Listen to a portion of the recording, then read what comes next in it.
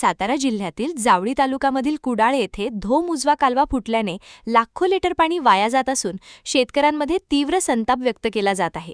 गेल्या 24 तासांपासून कालव्याचे पाणी थेट रस्त्यावरून वाहत असून कुडाळ मेढा पाचगणी मार्गाला अक्षरशः नदीचे स्वरूप आले आहे।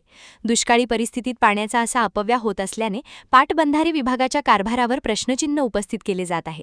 कालव्यातून वाहून आलेले पाणी तब्बल 5 किलोमीटरपर्यंत पसरल्याने परिसरातील काही ओढेही तुंबल्याची परिस्थिती निर्माण झाली आहे। स्थानिक शेतकऱ्यांनी तातडीने दुरुस्ती करून पाण्याची नासाडी थांबवण्याची मागणी केली आहे। माझं नाव नितीन शिंदे आहे। कुडाळ धोम धरणातील उजवा कालवा फुटलेला आहे।